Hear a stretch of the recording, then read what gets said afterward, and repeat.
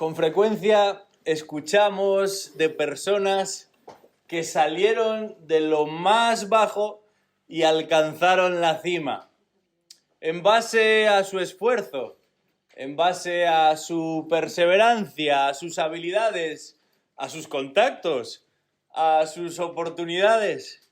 En base a todo ello prosperaron y alcanzaron la cima. Y para muchos esto es una gran motivación. Y piensan acerca de ese éxito y dicen, bueno, partió de la nada y lo alcanzó todo. Y si él lo logró, yo también puedo. Si él lo consiguió, ¿por qué no podría ser ese también mi caso? Pero no resulta muy común escuchar acerca de lo contrario. Rara vez alguien que está haciendo las cosas bien, que se está esforzando, que está prosperando, de motu propio concierta una reunión con su jefe para expresarle que por el bien suyo y el de los demás, lo mejor sería relegarlo, lo mejor sería rebajarlo, lo mejor sería quitar alguna de esas oportunidades que hasta ese momento ha tenido. Aunque eso suponga humillarlo, aunque eso suponga comprometerlo a él, normalmente sucede justamente lo contrario. Aspiramos a más reconocimientos, anhelamos más prestigio, más notoriedad, no menos, mejor trato, no peor trato, mejores condiciones, no peores condiciones, en el trabajo, en la familia, en nuestras relaciones. Si alguien se tiene que agachar, que sea otro. Si alguien tiene que ceder, tiene que menguar, tiene que plegarse, que sea el otro. Y esto que sucede en el trabajo y en la familia y en nuestras relaciones, sucede también en la iglesia. Que sean otros los que se agachan, que sean otros los que cedan, que sean otros los que se rebajen. Si alguien se tiene que humillar, que sea otro. Si alguien tiene que ceder, que menguar, que plegarse, que sea el otro. Pero aunque esta sea la realidad del mundo en el que nos ha tocado vivir, aunque esta tristemente sea la realidad de muchas de las iglesias que pueda haber a nuestro alrededor, nunca deberíamos normalizarlo, ni excusarlo, ni asumirlo como una tara más dentro de lo que es la realidad humana.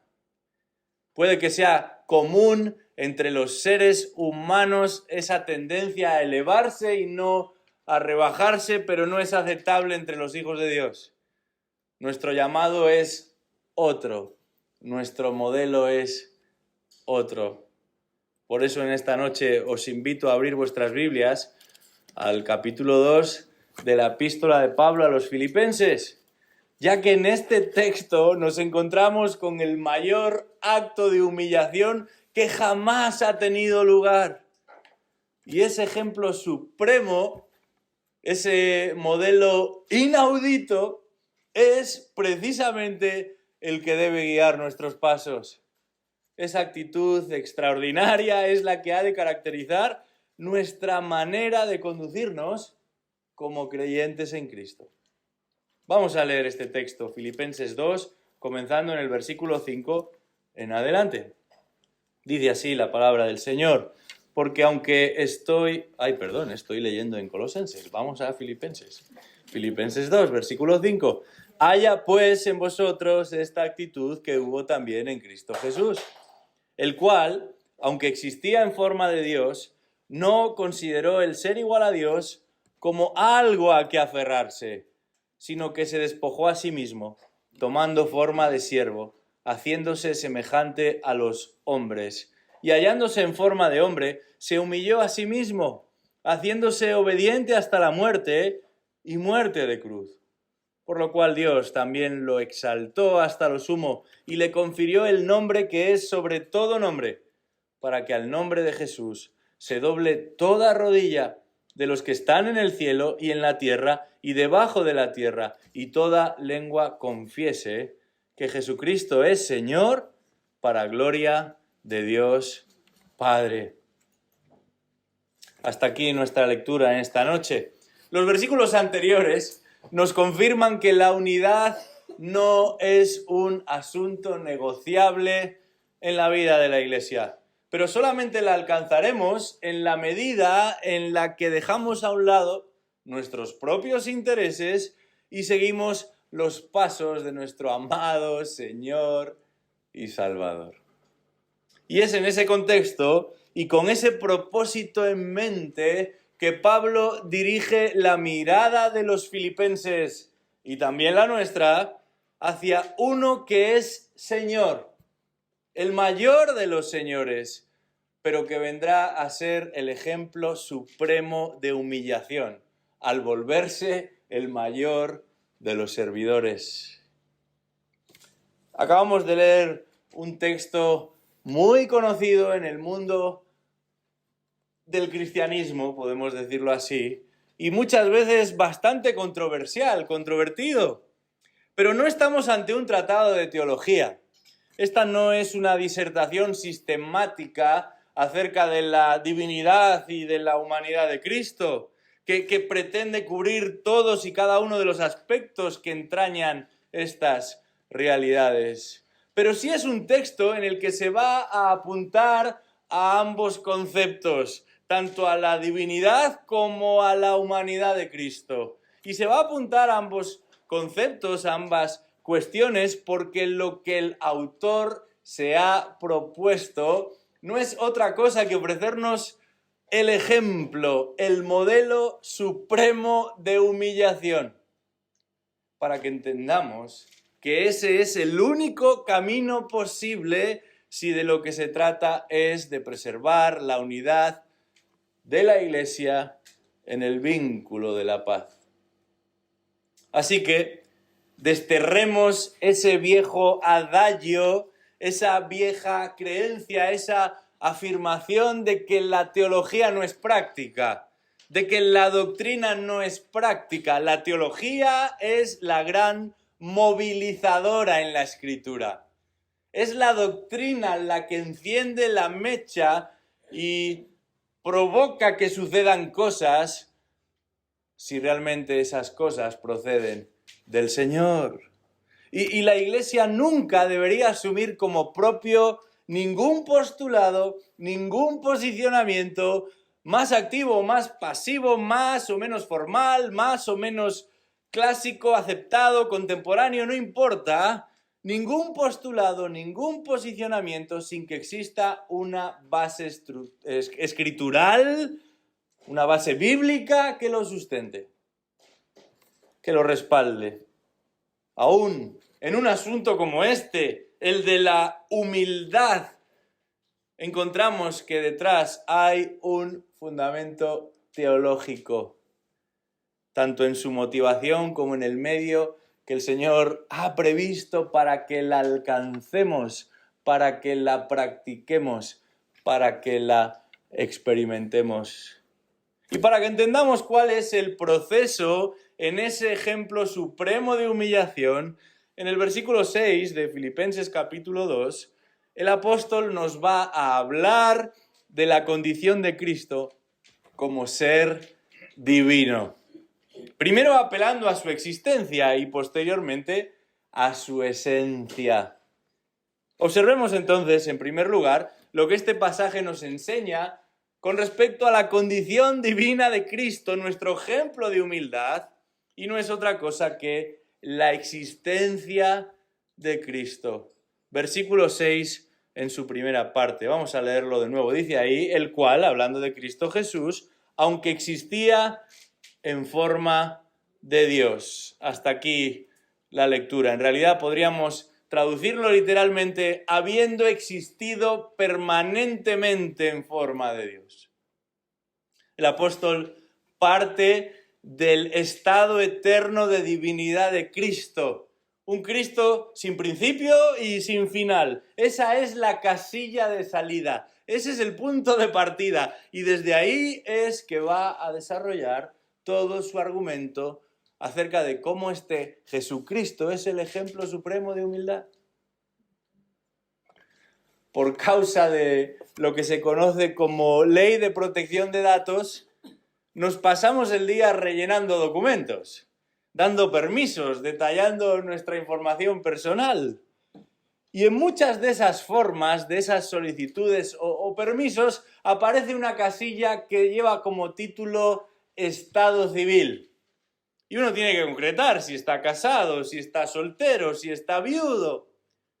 Bueno, aquí el apóstol Pablo se refiere al estado de Cristo Jesús, pero no como una criatura que tiene un origen en el tiempo y el espacio, que existe, que progresa en distintas condiciones según el estado de su vida, el momento de su vida, que se conduce bajo diferentes estados según su situación particular, sino como aquel que existe desde antes de la fundación del mundo. Dice el texto, siendo en forma de Dios. Porque aquí ese existir apunta no tanto a una cuestión temporal, sino a una condición existencial. Y aquí es donde algunos han patinado, han resbalado, hasta caerse estrepitosamente. Hoy en día se celebran muchas conferencias cristianas, muchos encuentros cristianos. A veces yo diría que demasiados. Hace tiempo conocí a un hombre en una de esas conferencias que trabajaba como representante de un ministerio.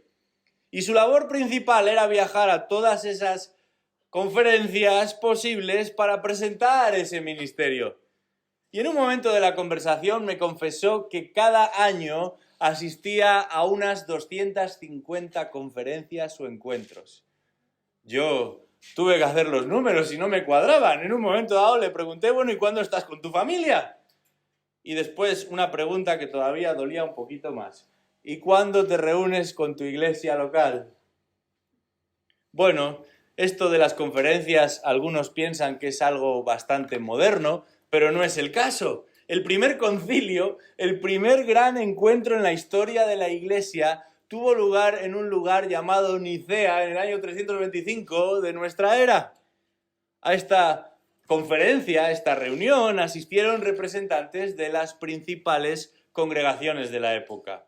Y por cierto, aunque honoríficamente presidida por el emperador Constantino, en realidad estuvo dirigida y supervisada por un hombre español de la ciudad de Córdoba que se llamaba o era conocido como Osío. ¿Y por qué menciono todo esto de esta reunión? Bueno, la principal razón que motivó este congreso tuvo su causa en una herejía. Fue un movimiento promovido por un pastor de una iglesia en Alejandría llamado Arrio, lo que obligó a estos creyentes y en particular pastores a tener este encuentro, con el fin de refutar la enseñanza de este hereje. Este hombre negaba, entre otras cosas, la divinidad de Cristo.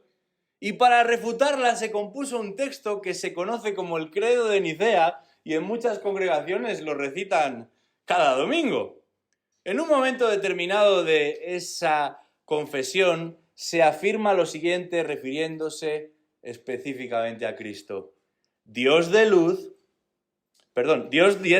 Dios, luz de luz, Dios verdadero de Dios verdadero.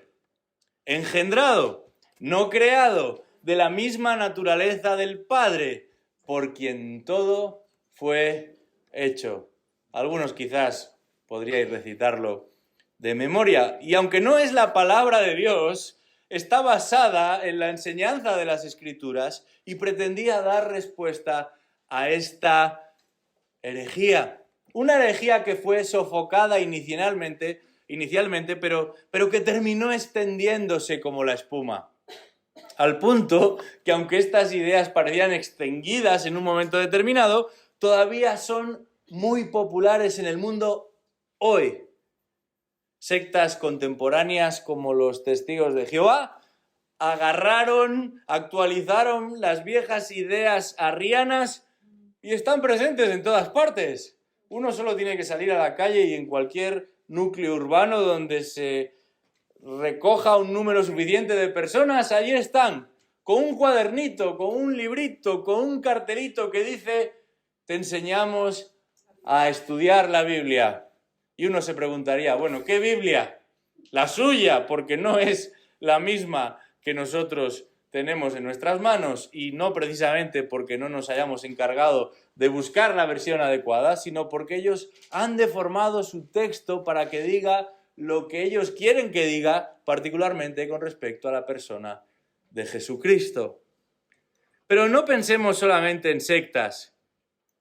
En el año 2018 se llevó a cabo una gran encuesta entre distintos grupos protestantes en Estados Unidos, un país conocido por la presencia y la influencia de la llamada Iglesia Evangélica. Los resultados de esta encuesta fueron tan desconcertantes como demoledores. El 95% de los encuestados que se declaraban cristianos evangélicos decían creer en la Trinidad, pero casi un 80% definió a Jesucristo como el primero y más supremo de los seres creados por Dios. El texto que hemos leído en Filipenses 2, versículo 6, es pertinente, es necesario y lo seguirá siendo porque presenta una verdad capital en la Escritura. Cristo existe continuamente, eternamente, en forma de Dios. Pero todavía necesitamos clarificar algo más, porque esa palabra forma en castellano significa literalmente configuración externa de algo. Y tiene que ver con el perfil, con la hechura, tiene que ver con el porte exterior de algo. Pero la palabra griega que utiliza el apóstol Pablo aquí no nos habla del exterior de Cristo, sino de la naturaleza de Cristo. No nos habla de la apariencia de Cristo, sino de la esencia de Cristo. En este caso, dice el texto que la apariencia no es de lo que se está hablando aquí, sino de la naturaleza de Cristo. Y esa forma apela a la naturaleza de Cristo y el texto señala que es la misma que la naturaleza de Dios. Es la misma que la esencia de Dios.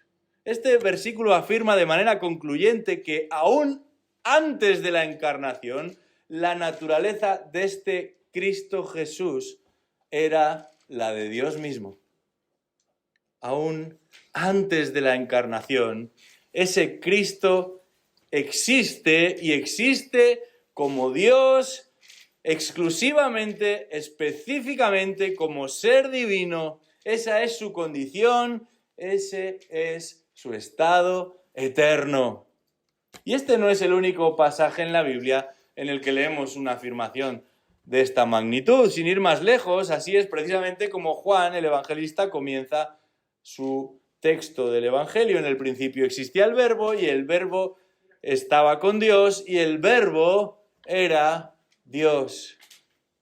El uso específico de esta palabra forma en Filipenses 2:6 tiene un propósito muy concreto. Por eso la emplea el apóstol ahí. Dice que existía en forma de Dios. Y cuando leemos el versículo a continuación, nos damos cuenta de por qué utiliza este término el apóstol. Porque lo que Pablo está diciendo es que ese Jesucristo en la encarnación vino a ser tan siervo como eternamente ha sido Dios. Versículo 6, aunque existía en forma de Dios. Versículo 7, se despojó a sí mismo tomando forma de siervo. Lo que está queriendo señalar el apóstol Pablo es que su naturaleza de siervo, esa que va a servir como ejemplo para todos nosotros, proponiéndose como modelo de humillación, es tan auténtica como lo es su naturaleza divina. La Biblia dice que todo lo que Dios es, Cristo también lo es. Y si podemos hablar de Dios como Padre eterno, es precisamente porque el Hijo es eternamente Hijo. Hijo de Dios. Y esto resulta de vital importancia para nosotros, porque solamente Dios puede revelarnos a Dios. Solamente Dios puede acercarnos a Dios. No había otro candidato posible, no había otro ser con la condición necesaria para llevar a cabo esa tarea tan extraordinaria. Sobre esto mismo va a insistir el apóstol Pablo en este versículo 6 a continuación. Porque después de hablarnos de la existencia de Cristo, una existencia divina, nos va a hablar del segundo elemento que confirma la condición de Cristo como Dios. Y no es otra cosa que la esencia de Cristo, que es una esencia divina. Dice el versículo 6, no consideró el ser igual a Dios como algo a que aferrarse. Pablo va a enfatizar explícitamente una vez más que el Cristo preencarnado es igual a Dios. Esa palabra igual apunta a una total equivalencia. Equivalencia en tamaño, en cualidad y también en carácter. El texto confirma que desde la eternidad Cristo es igual a Dios. Pero Pablo aclara que esto no supuso un obstáculo insalvable, una excusa, un pretexto para llegar a hacerse hombre. Hace ya unos meses comenzamos un estudio los domingos acerca de las perfecciones de Dios. Y en la primera de nuestras lecciones señalábamos qué elementos son los que la palabra de Dios nos presenta con el fin de permitirnos distinguir a Dios del resto de la creación. Con el fin de que podamos identificar a Dios como Dios distinto, superior, supremo, sobre todo el orden creado. Bueno, 4 en total. Por un lado, su ser, lo que tiene que ver con su naturaleza, su nombre, esto incluye también los títulos y los apodos que la palabra de Dios confiere a la persona de Dios, sus perfecciones, también conocidas como atributos, y sus obras. Estos son los 4 elementos que la Biblia utiliza para distinguir a Dios de todo el orden creado. Y en este caso concreto, en el versículo 6 de Filipenses 2, la palabra de Dios, tratando de que entendamos que Jesucristo es Dios, nos va a señalar cuál es el ser de Cristo. Y dice, el ser de Cristo es igual al ser de Dios. Es igual a Dios en cualidad y es igual a Dios en carácter. Decíamos la vez pasada, hablando del versículo 5, que el pasaje nos plantea el mayor descenso jamás conocido o imaginado, como esa escalera que aunque solo tiene 3 peldaños de bajada, cada cual es más severo, más pronunciado que el anterior y culminará con una rampa de subida sin parones, descansillos o rellanos que termina donde comenzó, en la gloria. Y esta humillación que va a describir aquí el apóstol Pablo incluye, como digo, 3 peldaños o 3 etapas de bajada. Y en este versículo 6 nos encontramos con el primero de ellos. Y lo sorprendente, lo llamativo, lo extraordinario es que sea esa la posición privilegiada, la divina, de la cual va a partir el Señor Jesucristo.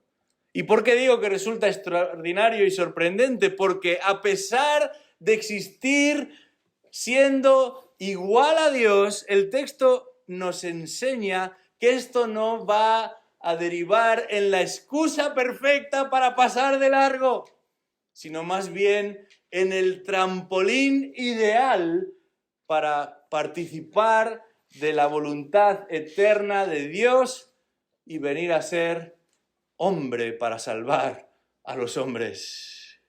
Es precisamente aquí donde el apóstol Pablo nos quiere atraer para que entendamos la magnitud del ejemplo de Cristo y podamos seguirlo sin contemplaciones.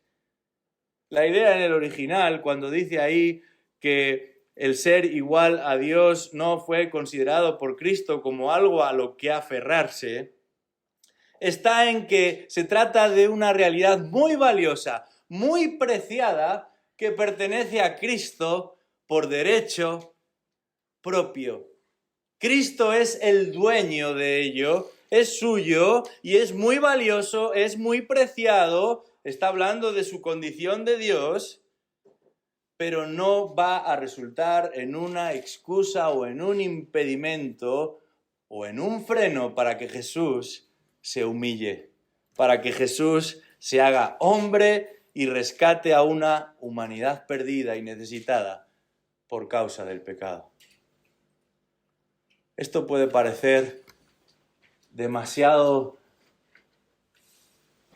exhaustivo, muy preciso, algo teológicamente confuso. Nada que ver con esto. Y es por eso que el apóstol Pablo lo toma como ilustración, porque la aplicación es muy clara. Y ahora creo que todos los que estamos aquí lo vamos a entender. Si el Hijo de Dios no apeló a su condición de Dios como excusa, como razón para no humillarse, ¿quiénes somos nosotros para buscar una excusa? ¿Quiénes somos nosotros para decir no? Yo no me pienso humillar delante de los demás. Si el que es igual a Dios sujetó su voluntad a la del Padre en cuanto a la salvación de su iglesia, los que somos hijos de Dios habremos de sujetar nuestra voluntad a la del Padre en cuanto a la unidad de la iglesia. Esto creo que lo entendemos perfectamente bien. Si el mayor de todos es nuestro servidor, ¿quiénes somos nosotros para no servir a nuestros hermanos? Si el mayor de todos es el que se humilló de una manera más radical, ¿quiénes somos nosotros para no seguir su ejemplo? Dios es el único que se inclina hacia abajo para mirar porque puede y porque quiere hacerlo. Todo lo demás, todos los demás hemos de mirar de abajo arriba, pero en Él no cabe elevarse más allá de donde siempre ha estado. No hay margen de desarrollo, no hay espacio para la mejora. Es excelso ahora como lo fue aún antes de que el mundo existiese. Y el texto señala que la esencia del Hijo es igual a la del Padre. Esto significa que todo lo que el Padre es, el Hijo también lo es. En palabras de un autor que ha estudiado esta idea, esta doctrina de la divinidad de Cristo, debido a que el Hijo es la imagen del Dios invisible, es el resplandor de la gloria de Dios, la expresión exacta de su naturaleza, podemos saber, tal y como Él dice, que el que me ha visto a mí, dice Jesús, ha visto al Padre. Todo lo que el Padre es, el Hijo también lo es. Pero no todo lo que el Padre hace, el Hijo también lo hace. No confundamos su condición de Dios con sus cometidos. Yo y el Padre, dice Jesús, uno somos, misma esencia. Pero observamos aún en este mismo texto, si continuamos leyendo en los siguientes versículos, que no es el Padre el que se encarna, sino que es el Hijo. No es el Espíritu Santo el que muere clavado en una cruz, sino que es el Hijo. Fue el Hijo el que se despojó a sí mismo tomando forma de siervo, versículo 8, hecho semejante a los hombres, y estando en la condición de hombre, se humilló a sí mismo, haciéndose obediente hasta la muerte y muerte de cruz. Seamos cuidadosos, hablemos con propiedad, no atribuyamos funciones ni mezclemos operaciones en la persona de Dios. Y en lo que toca a este pasaje, imitemos específicamente esta misma actitud del Hijo de Jesucristo, que es la misma que nosotros hemos sido llamados a personificar. Haya pues en vosotros la misma actitud que hubo también en Cristo Jesús, el cual, existiendo eternamente, plenamente, en forma de Dios, no consideró el ser igual a Dios como algo a que aferrarse, sino que, como veremos la próxima vez, se humilló a sí mismo. Nosotros hemos recibido este mismo mandato, esta misma exhortación, con el fin de mantener la unidad dentro de su cuerpo, que es la Iglesia. Gracias a Dios por la persona de su Hijo, gracias a Dios por el ejemplo de su Hijo. Seamos obedientes a lo que el Señor exhorta a su Iglesia a hacer. Vamos a orar, vamos a darle las gracias. Padre que estás en los cielos, acercarnos a ti es confirmar nuestra condición de minúsculas realidades en lo espiritual y en todo lo demás. Nos abruma como acercarnos a ese gran precipicio del cual tememos pegarnos demasiado, porque reconocemos que nuestras capacidades son limitadas. Pero al mismo tiempo te alabamos porque estas grandes verdades nos las has concedido a nosotros, los más pequeños entre los pequeños. Y lo has hecho para que entendamos acerca de tu maravillosa gracia, de tu grandeza, majestad, pero también misericordia. Y pedimos, oh Dios, que contemplando a este Cristo glorioso por los siglos, podamos, igual que Él, dedicarnos más a los demás y menos a nosotros mismos. Podamos humillarnos más delante de los demás y no exaltarnos a nosotros mismos.